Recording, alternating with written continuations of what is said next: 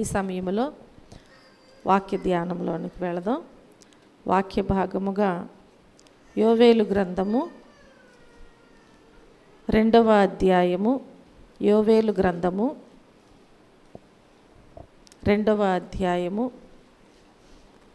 17వ వచనాన్ని మనం ధ్యానం చేసుకుందాం. యెహోవాకు పరిచర్య చేయు యాజకులు మంటపమునకు బలిపీఠమునకు మధ్య నిలువబడి కన్నీరు విడుచుచు, యెహోవా నీ జనుల ఎడల జాలి చేసుకొని అన్యజనులు వారి మీద ప్రభుత్వము చేయునట్లు వారిని అవమానమునకు అప్పగింపకము అని వేడుకొనవలెను. చూడండి, అంటే ప్రార్థన గురించి ఇక్కడ మనకు తెలియజేయబడుచున్నది. మన అంశం ఏంటంటే ప్రార్థన. ఈ ప్రార్థన ఎవరు చేయాలి, ఎలా చేయాలి, ఇక్కడ మనం జ్ఞాపకం చేయబడుచున్నది. యెహోవాకు పరిచర్య చేయు యాజకులు మంటపమునకు బలిపీఠమునకు మధ్య నిలువబడి ఎవరు చేయాలంట? మన అంశం ఏంటి? ప్రార్థన. చూడండి, మొదటగా మనం జ్ఞాపకం చేసుకుంటే ఎవరు చేయాలంటే యాజకులు పరిచారకులు చేయాల్సినటువంటి ప్రార్థన. మొదటగా యాజకులు పరిచారకులు చేయాల్సినటువంటి ప్రార్థన. అందుకని ఇక్కడ వాక్యములో మనకేం తెలియజేయబడుచున్నది అంటే, యెహోవాకు పరిచర్య చేయు యాజకులు మంటపమునకు బలిపీఠమునకు మధ్య నిలువబడి కన్నీరు విడుస్తున్నారంట. ఏం చేస్తున్నారంట? మంటపమునకు బలిపీఠమునకు మధ్య నిలువబడి వారు కన్నీరు విడుచుచు దేవుని దగ్గర ప్రార్థన చేస్తున్నారు. ఎవరి నిమిత్తమండి? చెప్పాలి. ఎవరి నిమిత్తము? జనుల నిమిత్తము కదా. అక్కడ వ్రాయబడి ఉంది కదా, ఏమని? యెహోవా నీ జనుల ఎడల జాలి చేసుకొని అన్యజనులు వారి మీద ప్రభుత్వము చేయునట్లు వారిని అవమానమునకు అప్పగింపకము అని వేడుకుంటున్నారు. హల్లెలూయా అని మనము దేవుని సన్నిధిలో మన కుటుంబము కొరకు, మన సంఘము కొరకు, నశించిపోవచ్చున్న వారి కొరకు ఏం చేయాలన్నమాట? ప్రార్థన చేయాలి. దేవుని యొక్క జనుల కొరకు మనము దేవుని దగ్గర ప్రార్థన చేయాలి. ఆ చేసే ప్రార్థన ఎవరు అంటే యాజకులు పరిచారకులు చేయవలసినటువంటి ప్రార్థన ఇక్కడ మనకి కనిపిస్తూ ఉంటుంది. చూడండి, ఇది దేవుడే చెప్పుచున్నటువంటి మాట అన్నమాట. ఎవరు చెప్తున్నారు ఈ మాట? దేవుడు చెప్పుచున్నారు. ఇది దేవుడు చెప్పుచున్నటువంటి మాట. ఎవరు వేడుకోవాలి? యాజకులు పరిచారకులు. ఎవరు వేడుకోవాలి? యాజకులు పరిచారకులు. చూడండి, ఎందుకు ప్రార్థన చేయాలి? యాజకులు పరిచారులు ఎందుకు ప్రార్థించాలి అంటే, అన్యజనులు దేవుని పిల్లలమైన మన మీద ప్రభుత్వము చేసే పరిస్థితులు నెలకొన్నాయన్నమాట. అలాంటి పరిస్థితులు వచ్చినాయి కాబట్టి ఇప్పుడు యాజకులు పరిచారకులు ప్రార్థన చేయాలి. అన్య బోధలు, తప్పుడు సిద్ధాంతాలు సంఘాన్ని ఏం చేస్తున్నాయండి? ఏం చేస్తున్నాయి? కలవరం పెట్టుచున్నాయి. అవునా? ఈ లోకంలో మనం ఇప్పుడున్నటువంటి పరిస్థితులను బట్టి జ్ఞాపకం చేసుకున్నట్లయితే ఈ అన్యబోధలు అలాగే ఈ తప్పుడు సిద్ధాంతాలు ఏం చేస్తున్నాయి అంటే సంఘాలనే కలవరము పెడుతూ ఉంటున్నాయి. కనుక కొందరు ఎలా కలవరం పెడుచున్నాయి అని మనం చూస్తే, కొందరేమో ఏమంటారంటే యెహోవా సాక్షులం అంటారు. అవునా? కొందరేమంటారు? మేము యెహోవా సాక్షులమండి అంటారు. మరికొందరు ఏమంటారంటే మెర్మాన్స్ అని అంటారు. అలాగే ఇంకా కొందరు ఏమంటారంటే శనివారమే దేవుణ్ణి ఆరాధించాలండి అంటారు. ఎప్పుడు ఆరాధించాలి? శనివారమే దేవుణ్ణి ఆరాధించాలి అంటారు. అలాగే ఇంకా కొందరు ఏమంటారంటే రాకడ వచ్చేసిందండి అంటారు. కొందరు ఏమంటారు? రాకడ వచ్చేసిందండి అంటారు. అలాగే యేసయ్య మరలా కొంతమంది అనేది ఏంటంటే యేసయ్య మరలా మనిషిలాగా వచ్చారండి అంటున్నారు. ఎలా వచ్చారంట అంటే ఇక్కడ మనం చూస్తే దేవుడు మన కొరకు పరిశుద్ధ గ్రంథాన్ని నిర్మించి మనకు అప్పగించి వెళ్ళారు. ఈ గ్రంథాన్ని ఆధారం చేసుకోకుండా ఎవరికి వారు ఏం చేస్తున్నారంటే ఈ అన్య బోధలు లేకపోతే తప్పుడు సిద్ధాంతాలతో ఈ సంఘాలను ఏం చేస్తున్నారంటే కలవరము పెట్టుచూ ఉంటున్నారు. ఇలాంటి విషయాలన్నీ వారు మాట్లాడుచు కలవరాన్ని పెట్టుచూ ఉంటున్నారు. కనుక మరో సంఘదూత వచ్చాడని ఆ సంఘదూతను ఒకవేళ అంగీకరించకపోతే పరలోకం లేదని కొందరు అంటున్నారు. ఎవరు వచ్చారంట? మరొక సంఘదూత వచ్చారండి. ఆ సంఘదూతను ఒకవేళ అంగీకరించకపోతే ఏమి లేదంట, పరలోకము లేదండి అనేవారు కొంతమంది బయలుదేరారు. ఇవన్నీ చాలా విషయాలు చాలామందికి తెలియకుండానే ఉంటున్నాయి. కాబట్టి ప్రియమైన దేవుని బిడ్డలారా, అలాగే మనం ఇంకా ఆలోచిస్తే చాలా విషయాలు ఉంటాయి. మరి కొంతమంది ఏమంటారంటే 7 వారాలు మందిరానికి వస్తే చాలండి అంటారు. అవునా కాదా? అంటున్నారు లేదా? ఎన్ని వారాలు? 7 వారాలు సంఘానికి వస్తే చాలండి అనేవారు మరి కొంతమంది మనకి కనిపిస్తూ ఉంటున్నారు. ఇంకా మనం జ్ఞాపకం చేసుకున్నట్లయితే 40 రోజులు దీక్షని కొందరంటారు. అద్భుతాలకు మాత్రమే ప్రాధాన్యతనిస్తూ ఆ రక్షణను కానీ రెండో రాకడ వంటి బోధించటం కానీ మానేసిన వారు అనేకులుగా మనకు కనిపిస్తున్నారు. రక్షణ గురించి కానీ అలాగే రెండవ రాకడ గురించి కానీ బోధించటం మానేసిన వారు ఇప్పుడు అనేకులుగా మనకి కనిపిస్తున్నారు. బోధిస్తే ఏమని బోధిస్తున్నారు చెప్పాలి? అద్భుతాల గురించి మాత్రమే వారు మాట్లాడుచున్నారు. అద్భుతాలు ఏంటి అవి అని మనం చూస్తే, మా దగ్గరకు వస్తే మీ అప్పులు పోతాయి, మా దగ్గరకు వస్తే మీ రోగాలు పోతాయి, మా దగ్గరకు వస్తే మీకు పిల్లలు పుడతారు, వివాహాలు జరుగుతాయి, ఇంకా ఉద్యోగాలు వస్తాయి కదా. ఇలా మనం చూస్తే చాలా విషయాలు బోధ దేని విషయంలో ఉందంటే అద్భుతాల మీద మాత్రమే కనిపిస్తుంది. కాబట్టి ప్రియమైన దేవుని బిడ్డలారా, ఇలాగూ మనం చూస్తే దేవుని పేరట మీద చాలామంది ఈ లోకములు ఏం చేస్తున్నారంటే వారి పేరుని ప్రఖ్యాతులను పెంచుకోవటానికి వారు ఏం చేస్తున్నారంటే ఈ లోకములో దేవుణ్ణి ప్రక్కకు నెట్టివేసి అనేకమైనటువంటి తప్పుడు బోధలు లేకపోతే అన్య బోధలు ప్రకటించేవారు కోకొల్లులుగా మనకి కనిపిస్తూ ఉంటున్నారు. కనుక ఇట్లా అనేకమైన పరిస్థితుల మధ్య ఈ సంఘం ఏమవుతుందంటే క్రమం తప్పిపోతుంది. అర్థమైంది మీకు? ఇలాంటి పరిస్థితుల మధ్య సంఘం ఏమవుతుందంటే క్రమం అనేది తప్పిపోతుంది. అది మనకందరికి అర్థమవ్వచ్చు. తప్పిపోతుందో లేదనేది ఇక్కడ ఉన్న వారికి చాలామందికి తెలుసు. ఎందుకంటే మనం ఒక క్రమంలో వెళుచున్నప్పుడు ఎవరైతే అలాంటి బోధలకు చెవియొగ్గుతారో వారు క్రమంలో ఉండరు, ఇంకా క్రమం తప్పిపోతూ ఉంటారు. అంటే సంఘానికి కూడా లోబడరు అనమాట. కనుక ప్రియమైన దేవుని బిడ్డలారా, వాక్యాన్ని ఏం చేస్తారంటే ప్రక్కన పెట్టేస్తున్నారు. ఏం చేస్తున్నారు? వాక్యాన్ని ప్రక్కన పెట్టింది దేవునికి మనిషికి మధ్య నానాటికి దూరం పెరిగిపోతూ ఉంటుంది. అలాగే దాని ఫలితం ఎలా ఉంటుందంటే దేవుని ఉగ్రత రగులుకు ఉంటుంది అనేది మర్చిపోతూ ఈ లోకంలో జీవిస్తూ ఉంటున్నారు. కనుక దేవుని పిల్లలైనటువంటి మనము దేవుని ఉగ్రతకు గురి కాకుండా ఉండాలి అంటే దేవుని సన్నిధిలో ఆయనకి ఇష్టలుగా మనము జీవించాలి. ఆయన మాట వినేవారముగా ఉండాలి. హల్లెలూయా. సాతానుడు ఏం చేస్తాడంటే డైరెక్ట్గానమాట, వాడికి ఇంకా చాటుగా వచ్చి చేసే అవసరం లేదు. కాబట్టి ఇప్పుడు సాతానుడు ఏం చేస్తాడంటే డైరెక్ట్గా సంఘముతో పోరాడి ఆల్రెడీ ఓడిపోయాడు. సంఘముతో పోరాడి డైరెక్ట్గా వాడు ఏం చేశాడు? ఓడిపోయి క్రైస్తవుల్ని ఉపయోగించుకొని తప్పుడు సిద్ధాంతాలు అన్య బోధలు అనుకూల బోధలతో ఇప్పుడు ఏం చేయాలి? సంఘాన్ని ఓడించాలి. అవునా? సంఘాన్ని ఏం చేయాలి? ఇలాంటి విషయాలతో ఓడించాలి. వాడి యొక్క ప్రయత్నం అది.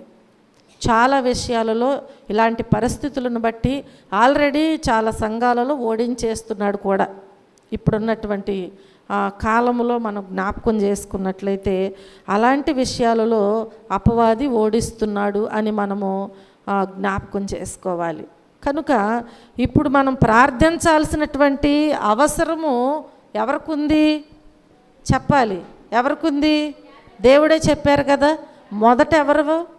యాజకులు అనగా అంటే సంఘ కాపరులు, దైవ సేవకులు, ఇంకా సువార్తికులు, పాస్టర్ గారులు, అనేకమైన పేర్లు ఉంటాయి కదా.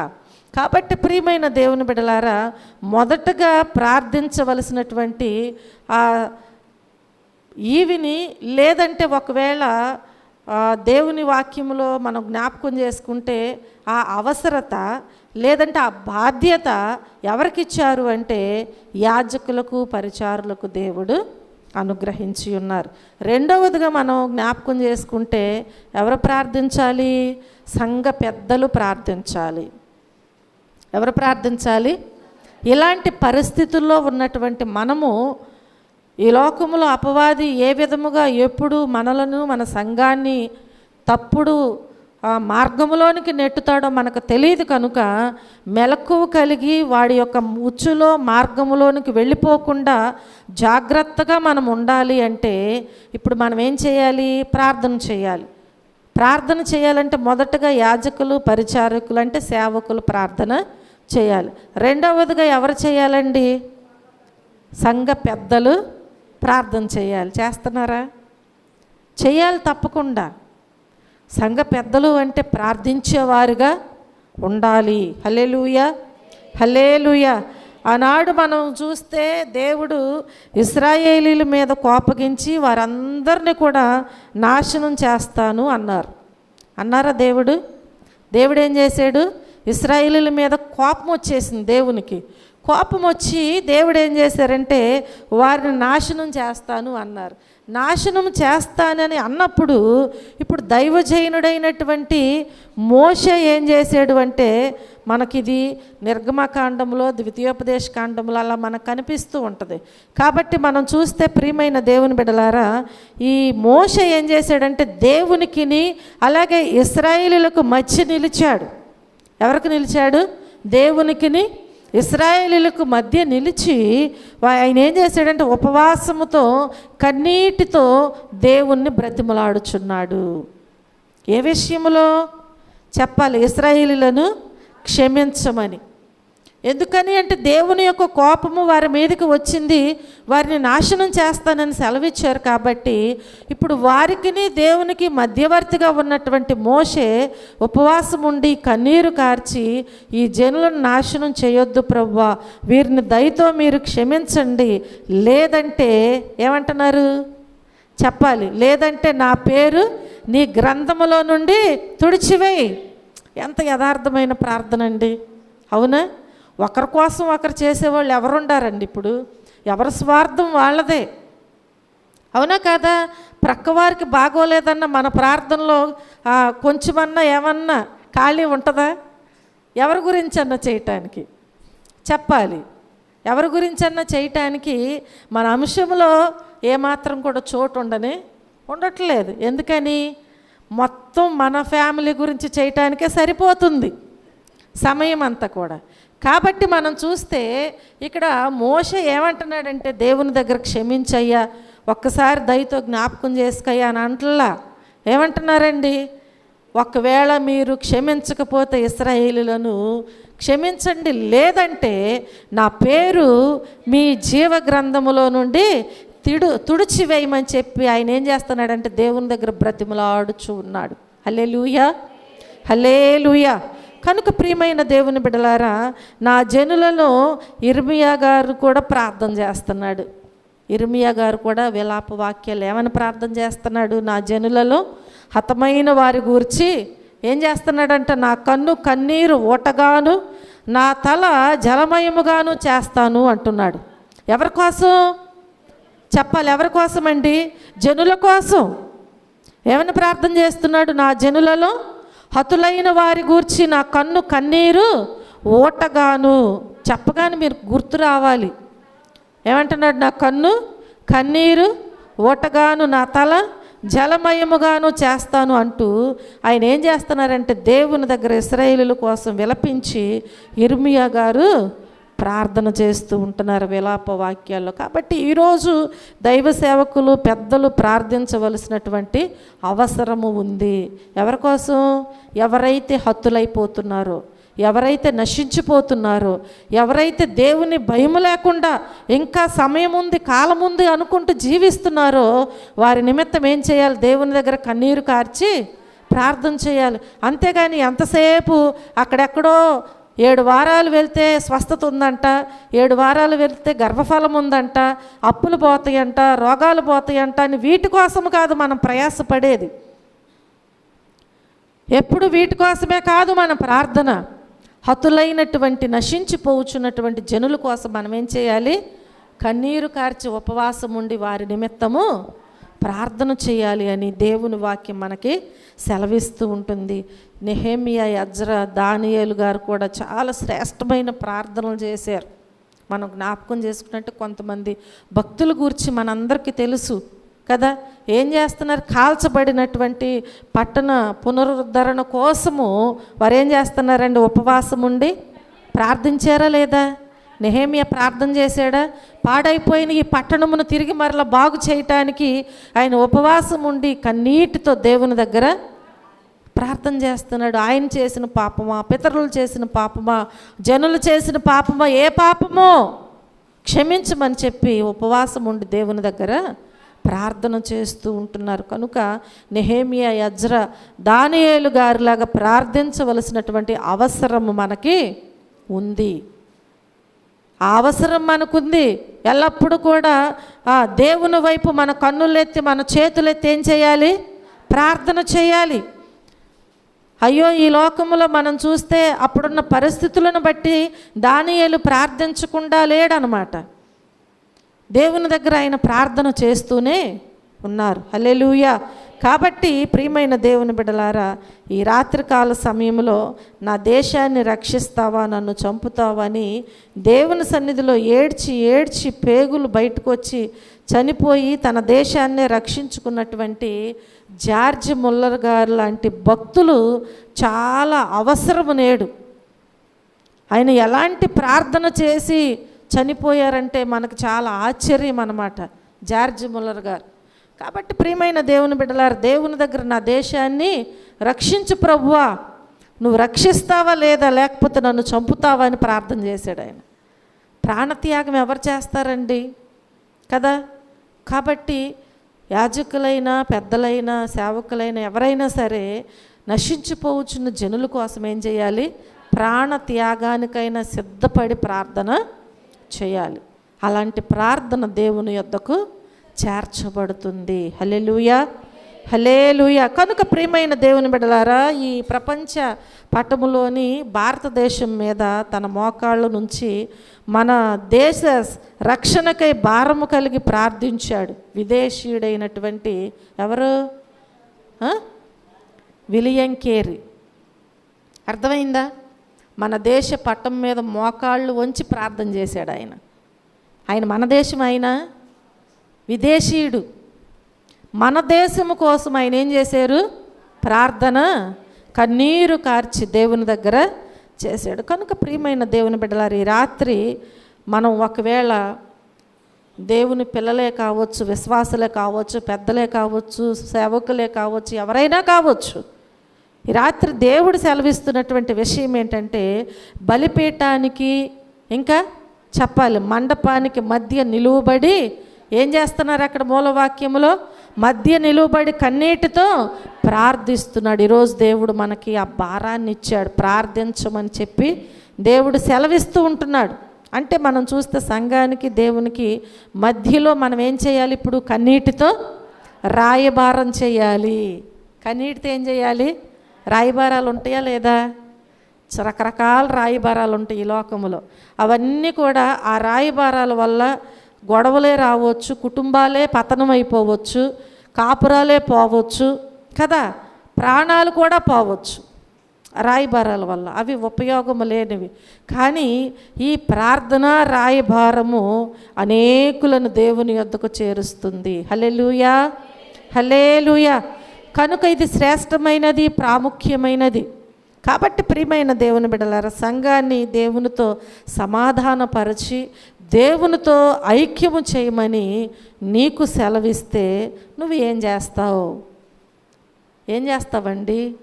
దేవుడు నీకు ఆ విషయంలో సెలవిచ్చాడు అనుకుందాం. ఈరోజు నువ్వేం చేస్తావు? ఐక్యపరుస్తావా లేకపోతే విడదీసేస్తావా? దేవుడు ఏం చెప్పాడు? మాట్లాడరేంటండి? అర్థమైంది నేను చెప్పింది?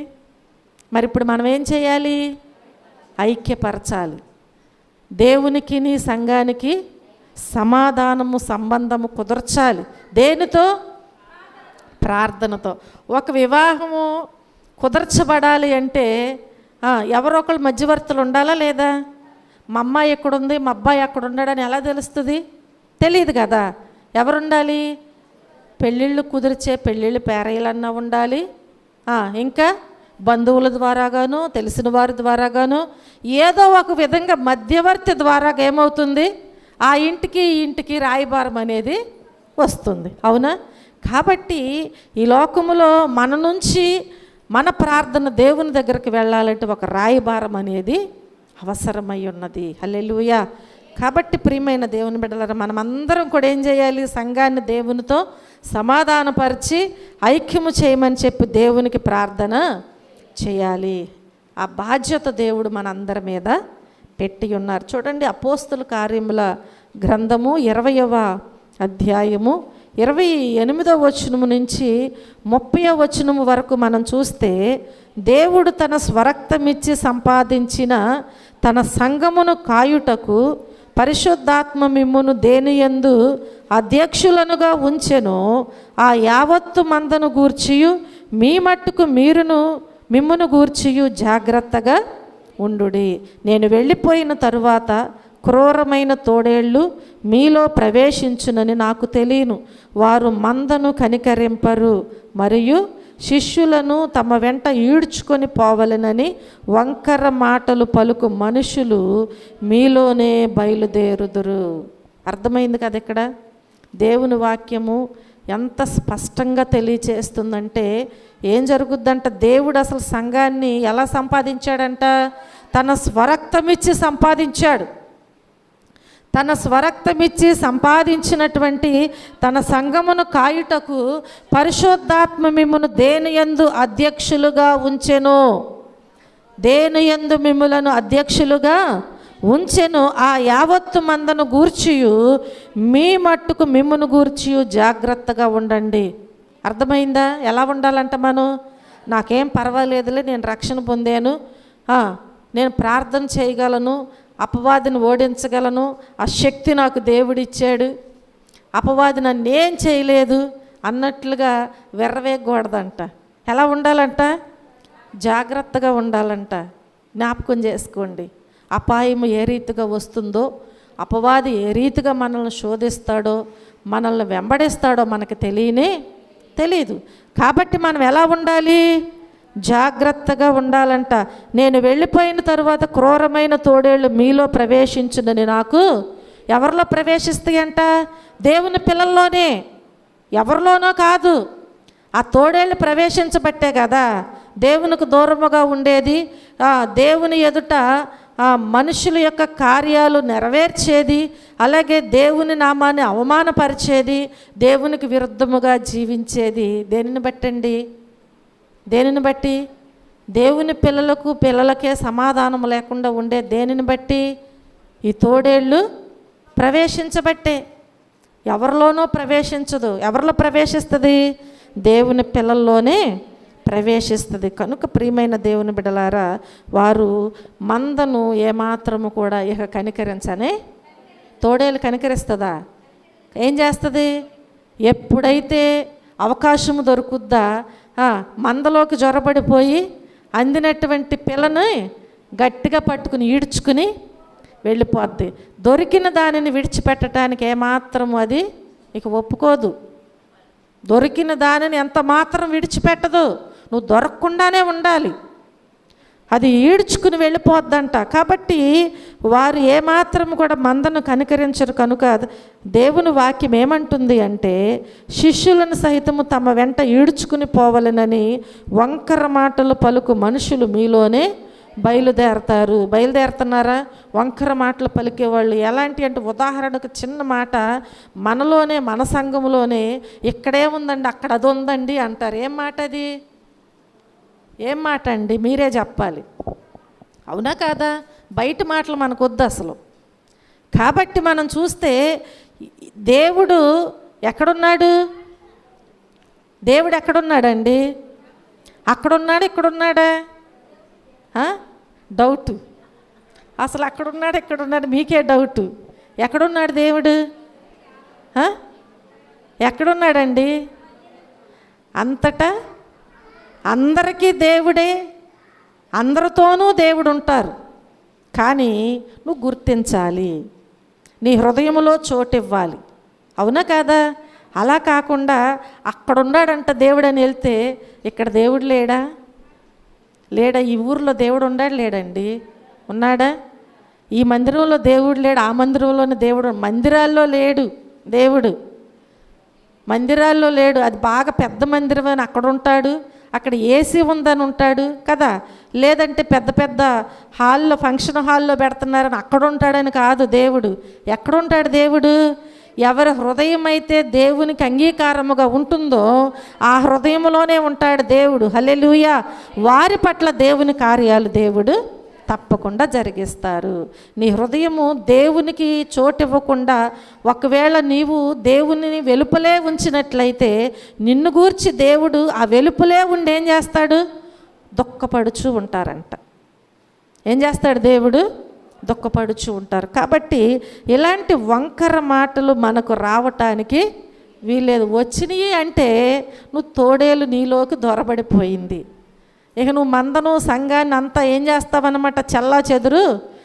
కాబట్టి దేవుని వాక్యం ఏమంటుంది అంటే, దేవుడు తన స్వరక్తమిచ్చి సంపాదించిన తన సంఘానికి మిమ్మల్ని అధ్యక్షులుగా నియమిస్తే మీరు సంఘాన్ని కాస్తున్నారా, భక్షిస్తున్నారా అని ప్రశ్న వేస్తున్నాడు దేవుడు. తన స్వరక్తమిచ్చి సంపాదించిన సంఘాన్ని నువ్వు కాస్తున్నావా, భక్షిస్తున్నావా? ప్రశ్న వేస్తున్నాడు. కాబట్టి దీనికి మనము ఉత్తరము ఇవ్వవలసిందే ఎప్పటికైనా సరే. కనుక ప్రియమైన దేవుని బిడ్డలారా, అబద్ధ బోధకులు తమ వంకర బోధలతో సంఘాన్ని పాడు చేస్తుంటే నాకెందుకులని మనం ఏం చేస్తున్నామంటే ఊరుకుంటూ ఉంటున్నాం. సరి చేస్తున్నారా? సంఘాన్ని తిరిగి ప్రభువు దగ్గరికి నడిపిస్తున్నారా లేదనేది మనమే ఆలోచన చేసి మనం ఏం చేయాలంటే దేవుని యొద్దకు నడిపించేవారుగా, సరిచేసే వారముగా ఉండాలి, కానీ పాడు చేసే వారముగా ఉండటానికి వీల్లేదు అని నేను మీకు తెలియచేస్తూ ఉంటున్నాను. హల్లెలూయా. ఆదిమ సంఘ కాపరులు, ప్రవక్తలు అనగా రాజులు కదా, రాజులు, ప్రవక్తలు, ఇంకా మనం చూస్తే వారు చేసినట్టుగా ఒకవేళ ఆనాడు ఆదిమ సంఘాల్లో రాజులు, ప్రవక్తలు చేసినట్టు మన యొక్క జిమ్మిక్కుల ద్వారాగా దోచుకుంటున్నామా ఒకవేళ అనేది కూడా మనము జ్ఞాపకము చేసుకోవాలి ఈనాడు. కనుక మనము ఏ రీతిగా ప్రార్థన చేస్తున్నాము, ఎలా బోధిస్తున్నాము అనేది మనకే దేవుడు ప్రశ్న వేసుకోమని సెలవిస్తున్నాడు. కనుక ప్రియమైన దేవుని బిడ్డలారా, యెహెజ్కేలు, అలాగే యెషయా, అలాగే ఇర్మియా, ఈ గ్రంథాల్లో మనం చూస్తే దేవుని వాక్యాలను బట్టి మనం చూస్తే ఇశ్రాయేలీ రాజులలో దావీదు, ఇంకా మనం చూస్తే దావీదు, ఆసా, హిజ్కియా కదా, హిజ్కియా, ఇంకా మనం చూస్తే యోషియా లాంటి రాజులు తప్పించి మొత్తం అందరూ కూడా ఏం చేశారంటే ఈ ప్రజలను తప్పుదోవ పట్టించినటువంటి వారేనమాట. కాబట్టి ప్రియమైన దేవుని బిడ్డల, ప్రజలను దోచుకున్న వారి విగ్రహారాధన అనే వ్యభిచారాన్ని మనం చూస్తే ప్రజలతో చేయించిన వారు చివరికి యాజకులు, ప్రవక్తలు వారిని సరిచేయడం మానేసి తమ అబద్ధ ప్రవచనాల ద్వారా సంఘాన్ని పాడు చేశారు. దేశాన్ని దిగంబరినిగా చేసి బానిసలుగా అమ్ముడు పోవటానికి వారు కారకులయ్యారనమాట. యెషయా, ఇర్మియా, యెహెజ్కేలు గ్రంథాల్లో చాలా విషయాలు ఇవన్నీ కూడా వ్రాయబడి ఉంటే మనం చదువుతుంటే అన్నీ మనకు అర్థమవుతూ ఉంటాయి. కనుక ప్రియమైన దేవుని బిడ్డలారా, ఈరోజు మనం జ్ఞాపకం చేసుకుంటే మరి మనం ఏం చేస్తున్నాము, అసలు మనము ఏం చేస్తున్నాము, సంఘం కోసం కన్నీటి ప్రార్థన చేస్తున్నామా లేదా అనేది మనం పరిశీలన చేసుకోవాలి. అంతేగాని ఈ లోకములో ఒకవేళ దేవుని వాక్యం సెలవిచ్చినట్లుగా ఆయన స్వరక్తమిచ్చి సంపాదించినటువంటి సంఘాన్ని మనము ఒకవేళ చెరిపివేస్తున్నామా, అది ఒకవేళ మనము కడుతున్నామా, చెరిపివేస్తున్నామా కడుతున్నామా అనేటువంటి ప్రశ్న కూడా మనమే వేసుకుని దేవునికి లోబడుచు జీవించాలి. హల్లెలూయా, హల్లెలూయా. విదేశీయులు సహితము ఈ లోకములో, ఈ దేశములో మన దేశాన్ని రక్షించాలి, బాగుపడాలని వారు ప్రయాసపడ్డారు, వారు ప్రార్థన చేశారు. కాబట్టి మనము మన దేశములో మన జనుల నిమిత్తము కన్నీరు కార్చి ప్రార్థనలు చేయాలి. ఆ ప్రార్థన దేవుడు తప్పకుండా ఆలకిస్తారు అని నేను మీకు తెలియచేస్తున్నాను. కనుక ఇప్పుడైనను నీవు ఉపవాసం ఉండి, దేవుని వాక్యం ఉంది కదా, దేవుని ఉగ్రతను తప్పించుకోవాలి అంటే ఏం చేయాలి, మనం ఇప్పుడైనను ఉపవాసం ఉండి కన్నీరు విడుచుచు సంఘం కోసం ఏం చేయాలి, ప్రార్థన చేయాలి. ఉపవాసం ఉండి కన్నీరు విడుస్తూ సంఘము కోసం మనం ఏం చేయాలి, ప్రార్థన చేయాలి. సంఘములోని ఒకవేళ గలిబిలులు ఏదైనా, లేదంటే ఒకవేళ ఎవరైనా నశించిపోవచ్చున్న వారు ఉన్నట్లయితే వారిని మనం ఏం చేయాలంటే దేవుని వాక్యము చేత హెచ్చరించి వారిని ఖండించి దేవుని దగ్గరకు వారిని నడిపించే వారముగా మనం ఉండాలి. హల్లెలూయా. కాబట్టి యవనస్తులను సరిచేసే వారముగా మనం ఉండాలి, పాడు చేసే వారముగా ఉండటానికి వీల్లేదు. ఎవరి పిల్లలైనా ఒకటే కదా. కాబట్టి నీ చేతనైతే వారిని ఏం చేయాలండి, వారు చెడిపోతున్నారు, మార్గం తొలగిపోయారు, వారి యొక్క యవన ఆశలు, కోరికలు, ఆలోచనలు వేగంగా ఉంటాయి. కాబట్టి వారిని మనం ఒక సరైన మార్గంలోకి నడిపించే వారముగా ఉండాలి. అలాంటి కృప దేవుడు మనకిచ్చారు. సంఘము ఎల్లప్పుడూ కూడా విశ్వాసముతో వారిని సరిచేస్తూ ప్రార్థించే వారముగా ఉండాలి. హల్లెలూయా.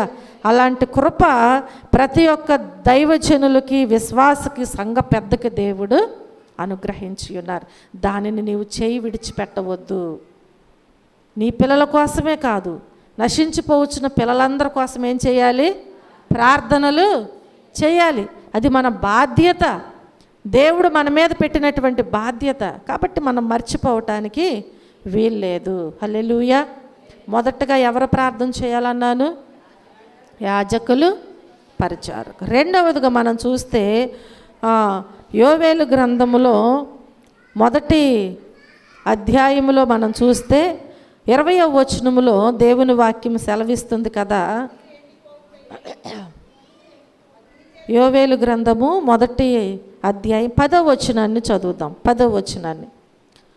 పొలము పాడైపోయెను, భూమి అంగలార్చుచున్నది, ధాన్యము నశించెను, క్రొత్త ద్రాక్షారసము లేకపోయెను, తైల వృక్షములు వాడిపోయెను అని సెలవిస్తుంది.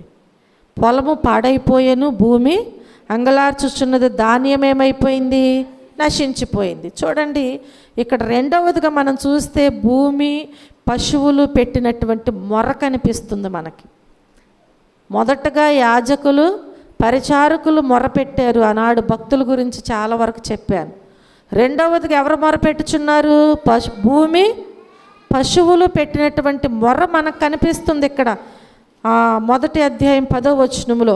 అలాగే మొదటి అధ్యాయం 20వ వచనములో కూడా చూస్తే నదులు ఎండిపోవుటయు, అగ్ని చేత మేత స్థలములు కాలిపోవుటయు చూచి పశువులు నీకు మొర్ర పెట్టుచున్నవి. హల్లెలూయా.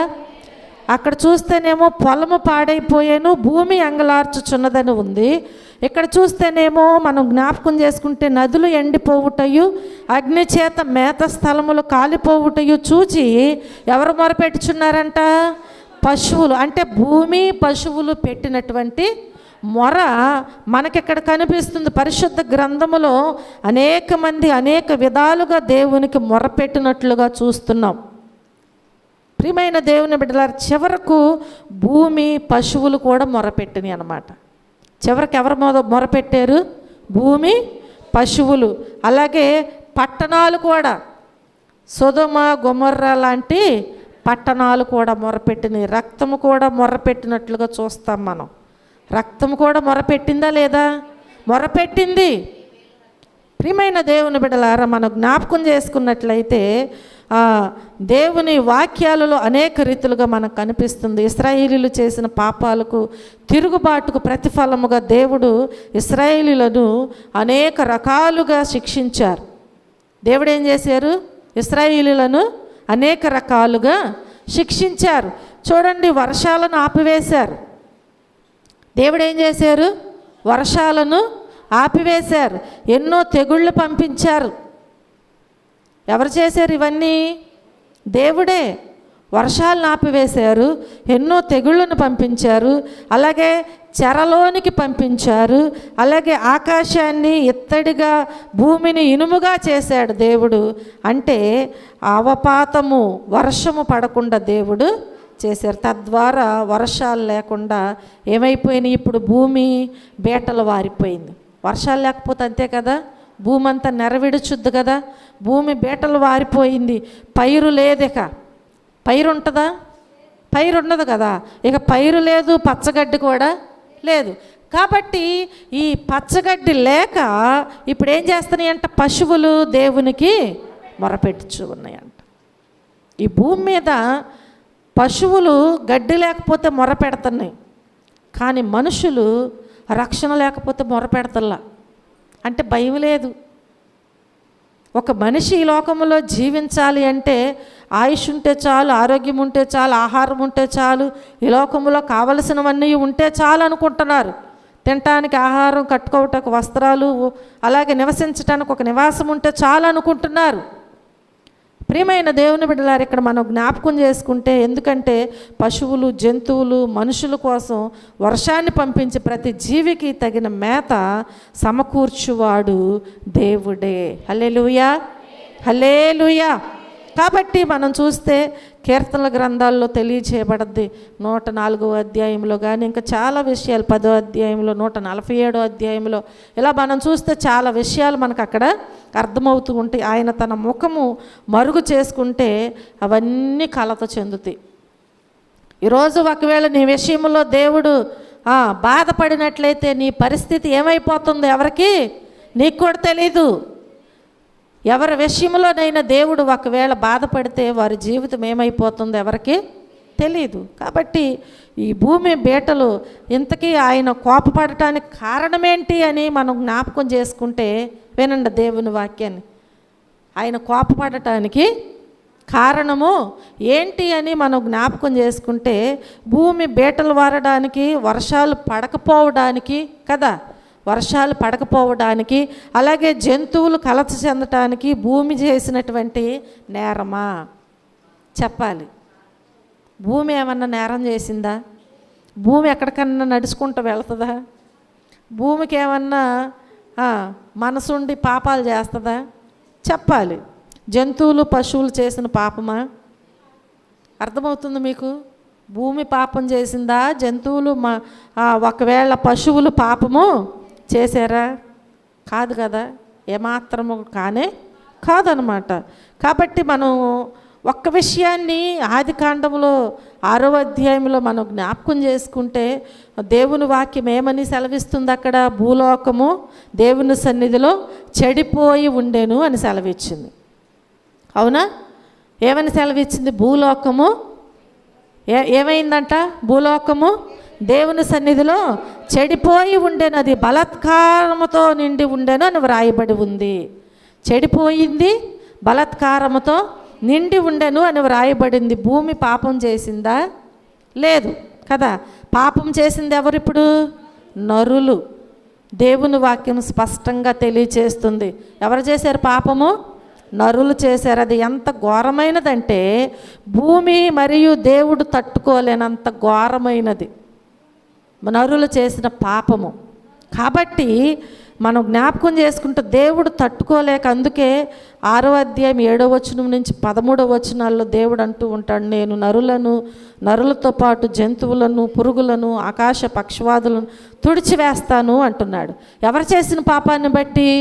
నరులు చేసిన పాపమును బట్టి దేవుడు ఇలాంటి శిక్ష ప్రతి ఒక్కరికి వస్తుంది. కనుక దేవుని వాక్యము సెలవిచ్చినట్లుగా మన పాపమునకు ప్రతిఫలము పొందుకోక ముందే మనం ఏం చేయాలి?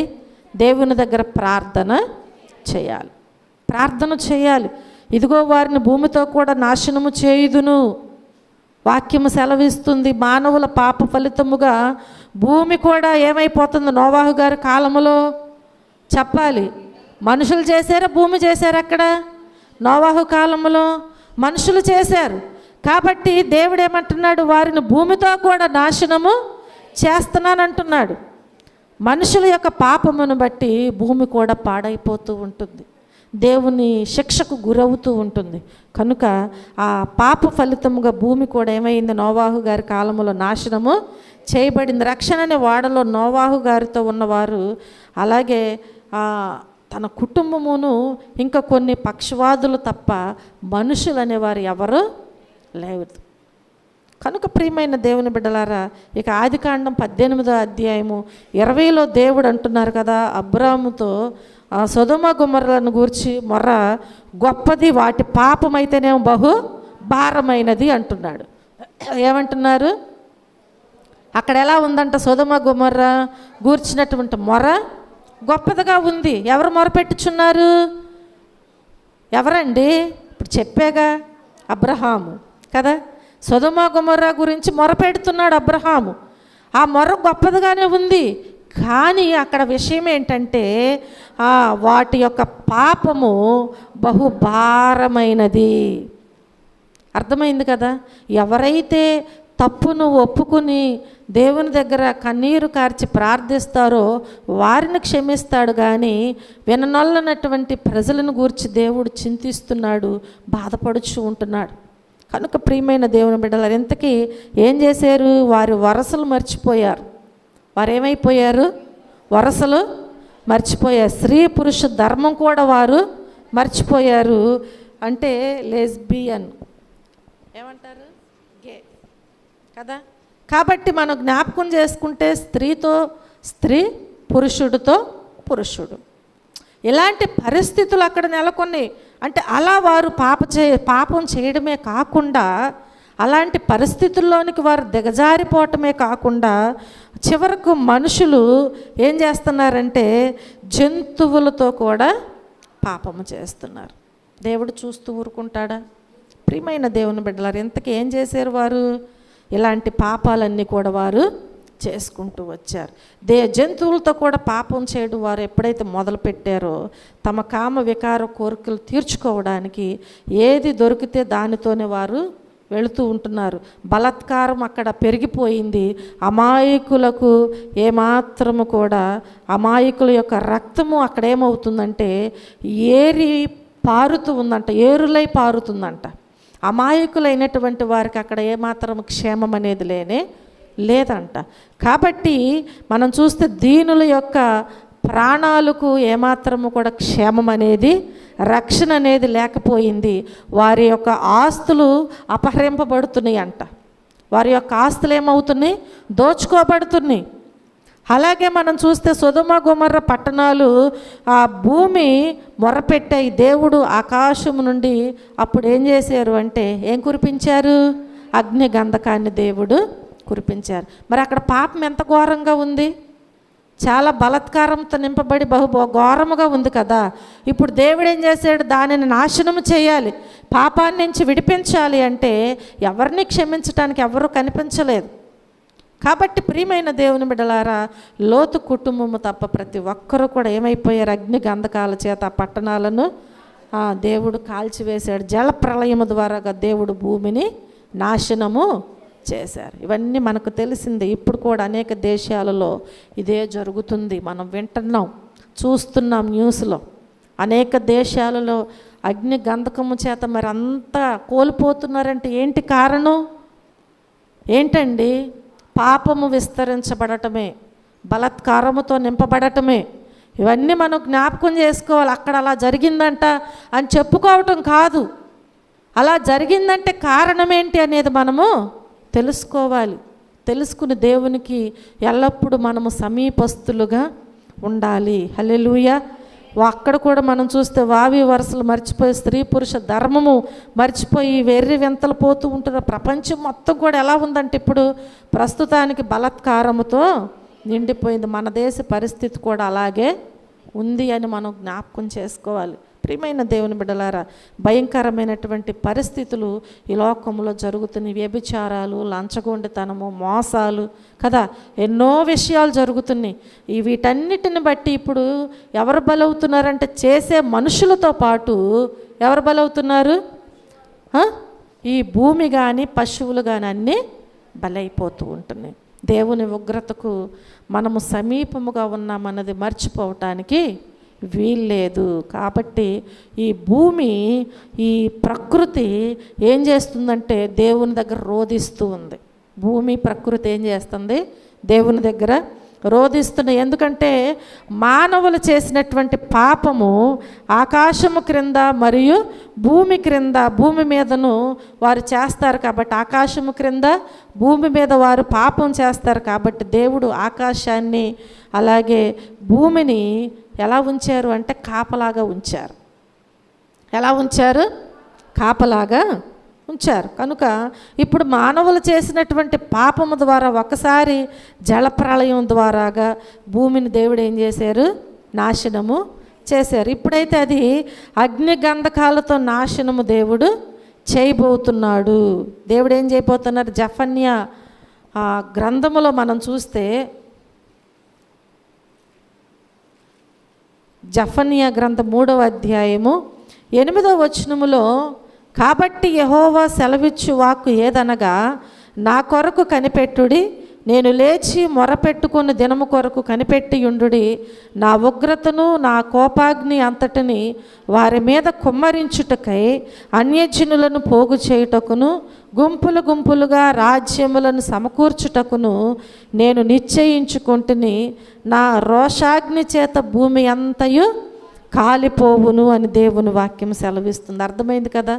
దేవుని ఉగ్రత, కోపాగ్ని ఎక్కడికి వస్తుందంట? భూమి మీదకి వస్తుందని సెలవిస్తుంది. చూడండి, పేతురు రాసినటువంటి 2వ పత్రికలో మనం జ్ఞాపకం చేసుకుంటే, పేతురు 2వ పత్రిక 7వ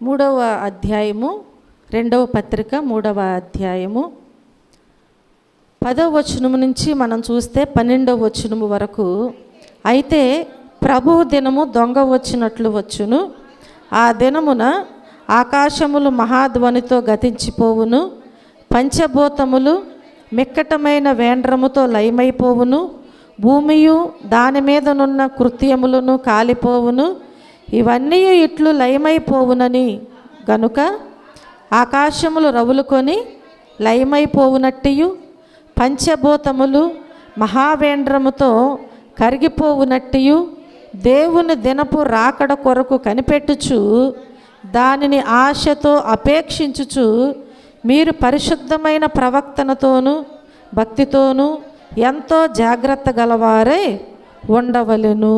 అర్థమవుతుంది కదా? మానవుల పాపానికి భూమి ఆకాశములు కాలిపోతున్నాయి కాబట్టి భూమి మీద, అందుకే భూమి పశువులు మొరపెడుతున్నాయి. ఈ పాపాలు చూడలేక, తట్టుకోలేక, ప్రియమైన దేవుని బిడ్డలారా, మనం జ్ఞాపకం చేసుకుంటే ఈ పేతురు గ్రంథములో భక్తుడు ఎంతో శ్రేష్టమైనటువంటి మాటలు ఇక్కడ వ్రాస్తూ ఉంటున్నారు. దేవుని యొక్క రాకడలో ఆయన వచ్చినప్పుడు ఎలా ఉంటుంది, ఎవరి పరిస్థితి ఎలా ఉంటుంది అనేది ఆయన తెలియచేస్తూ ఉంటున్నారు. కనుక ఈరోజు మనం దేవుని కోసం ఏర్పరచబడినటువంటి జనముగా ప్రత్యేకముగా మనము జీవిస్తున్నామా లేదనేది ప్రశ్నించుకోవాలి.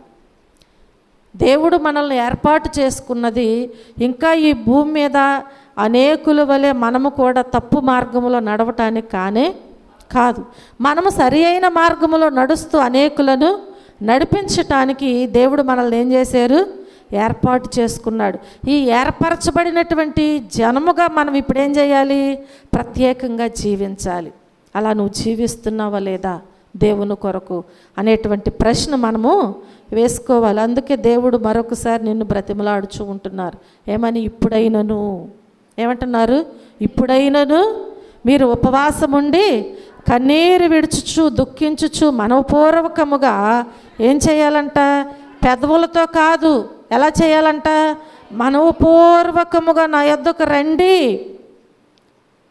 పెదవులతో ప్రార్థించటము కాదు, నీ హృదయముతో నీ మనసుతో దేవుని దగ్గర ఏం చేయాలి?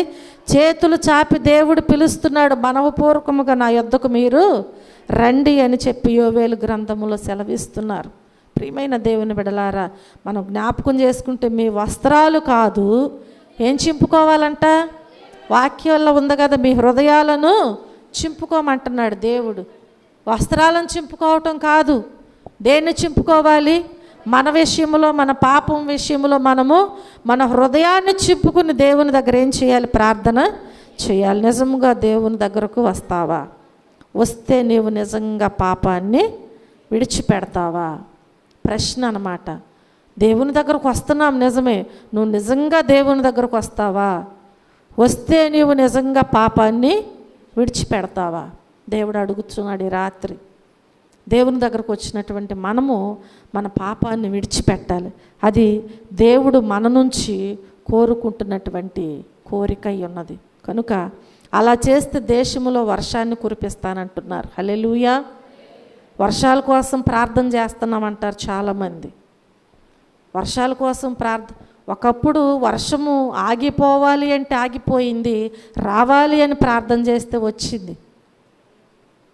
ప్రియమైన దేవుని బిడ్డలారా, అలాగు నువ్వు ఒకవేళ నీ పాపాన్ని విడిచిపెట్టినట్లయితే దేవుడు ఏం చేస్తాడండి?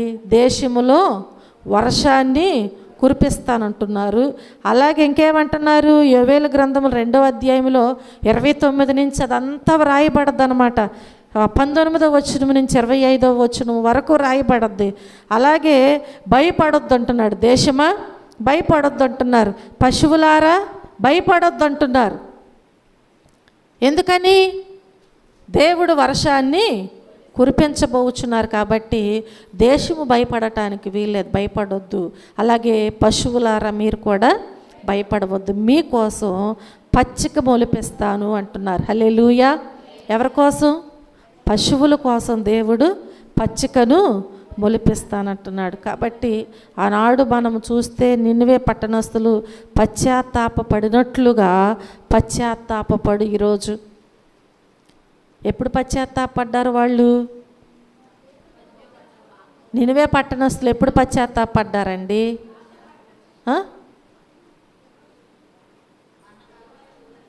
కదా, హెచ్చరించాడా దేవుడు? ఎవరి ద్వారాగా?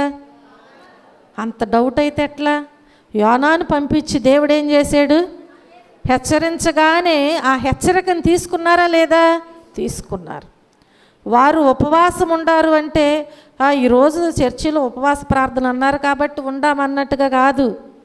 అలా ఉంటే నువ్వు నీరసించిపోతావు, బలహీనలు అయిపోతాం, కానీ ప్రయోజనం ఏమీ లేదు.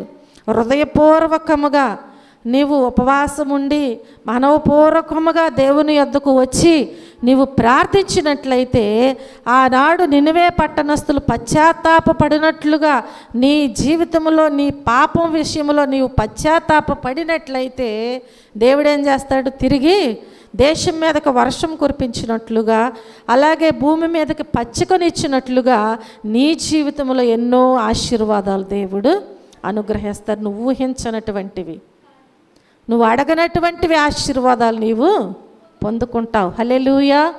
అంతేకాని ఈ లోకంలో చిన్న చిన్న వాటిని చూసి మనం ఏమైపోతున్నామంటే నాకంటే గొప్పవారు లేరని మనం అనుకుంటున్నాం. నాకంటే గొప్పవారు లేరని అనుకుంటున్నావు. నీకు మంచి ఇల్లుండి ఇంట్లో అన్నీ ఉండి నీకు సమాధానం ఉందా? నీకు శాంతి ఉందా? నీకు నెమ్మది ఉందా? తినటానికి, కట్టుకోవటానికి, ఉండటానికి బ్యాంక్ బ్యాలెన్స్లు ఉన్నా కానీ నీకు నెమ్మది ఉందా? కుటుంబంలో ఐక్యత ఉందా? ఎందుకని కదా? కారణం ఏంటి? దేవుని దగ్గర మనం మన హృదయాన్ని సరిగ్గా సమర్పించుకోకే. సరి అయినటువంటి పశ్చాత్తాపము మనలో లేదు కాబట్టి ఇలాంటి కలవరాలు, గలిబిలులు మన జీవితంలో చోటు చేసుకుంటున్నాయి. ఇవన్నీ కూడా ఇహలోక సంబంధమైనవి. వాటిని చూసి మనం మురిసిపోవటానికి వీల్లేదు. అవి ఉంటే ఉంటాయి, పోతే పోతాయి కదా. జలప్రళయం వస్తే మొత్తం కొట్టుకుపోతుంది.